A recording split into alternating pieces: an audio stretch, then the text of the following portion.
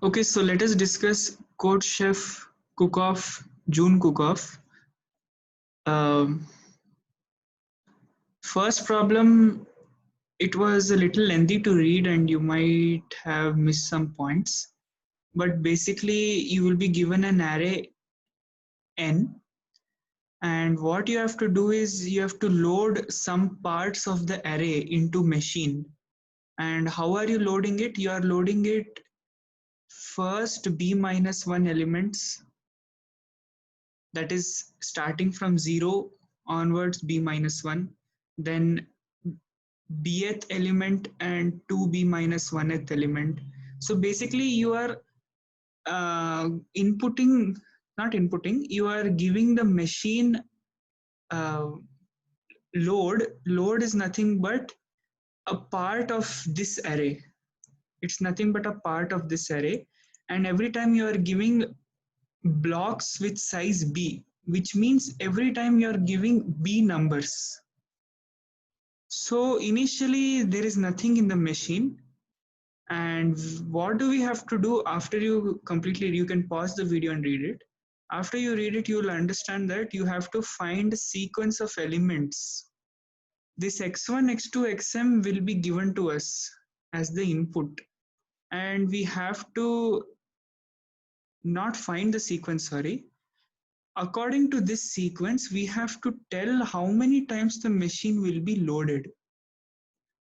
So for example, let us take the test case they have only given. Initially, nothing is loaded. So how are you going to load the array? Sorry, how are you going to, load the array?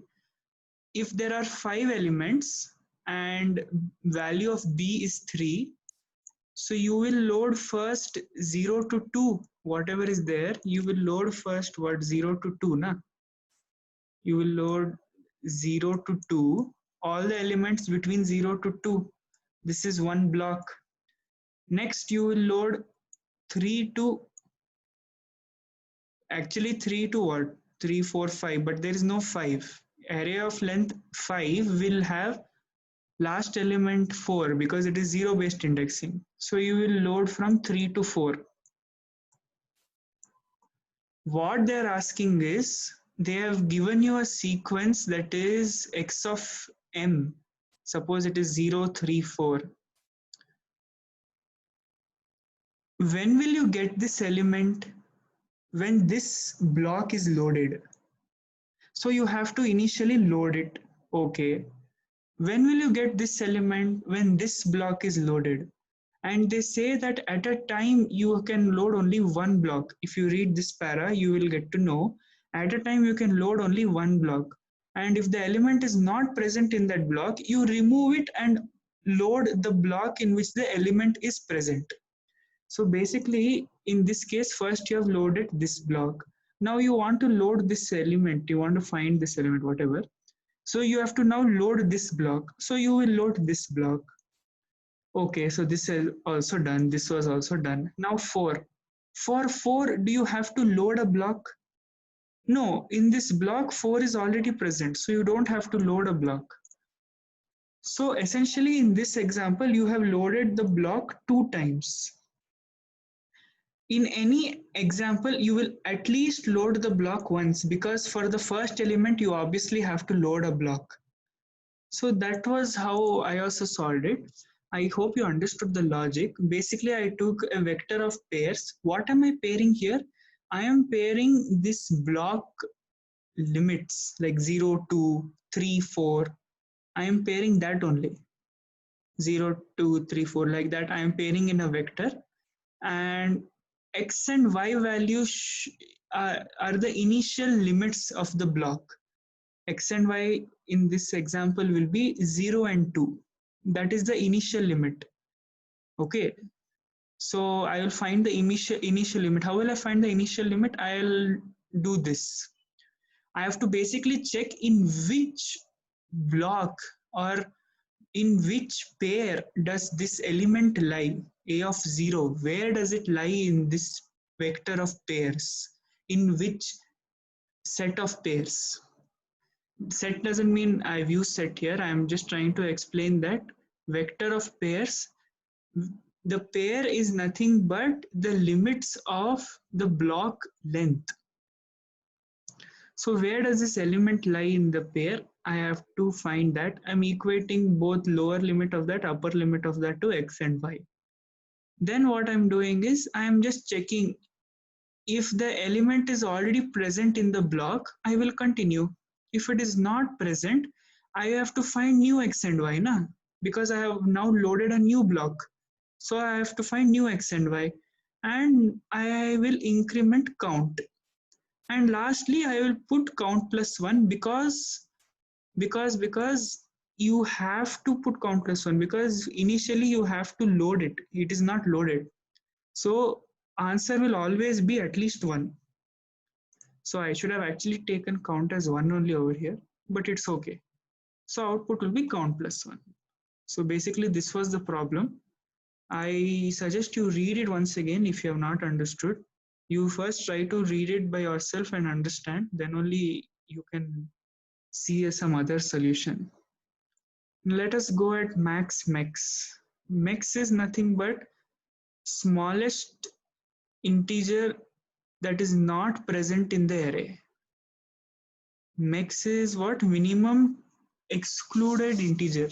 I think that's what it actually, like, it just means that if, for example, in this array 1 2 4, which is the minimum positive integer that is not present in the array? 3. 3 is the minimum positive integer not present in the array.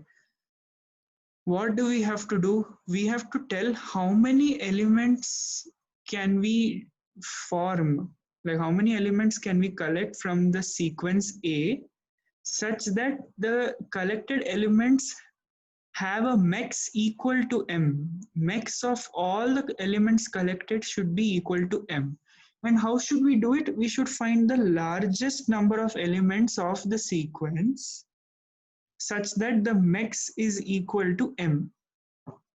So for example, 1 to 4, if you want to make max 3, how many elements you can take? Obviously all the 3 elements because already the max is 3. So you can, so this was a very trivial case. Let us, I hope all of you understood what is max. Max is smallest positive integer that is not present in the array.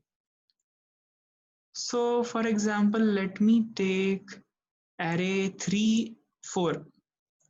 What is max of this array? 1, because 1 is not present here.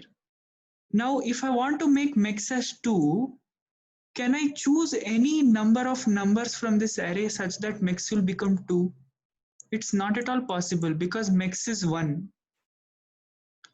Can I take any number greater than 1? Can I make max of this array greater than 1?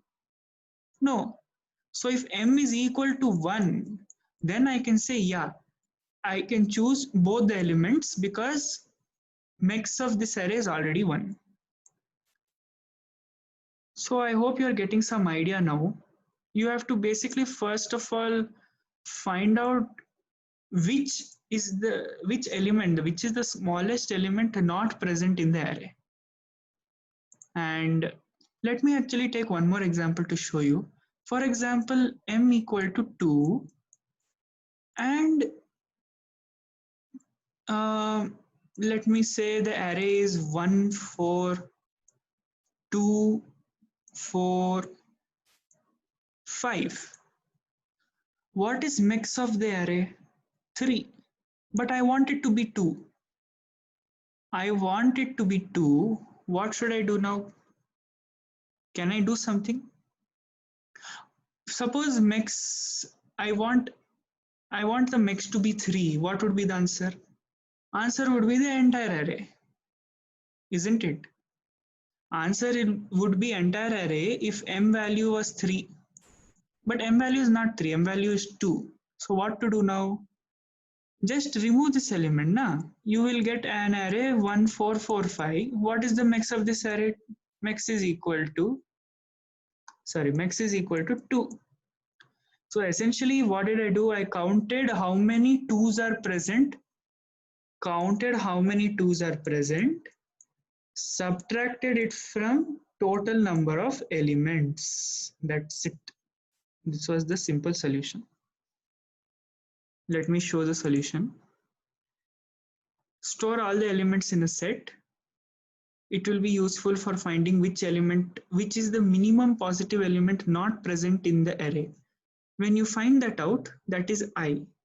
If I is less than m, print -1. It is impossible to choose if I is less than m. If I is not less than m, that means I have to find how many occurrences of m are there.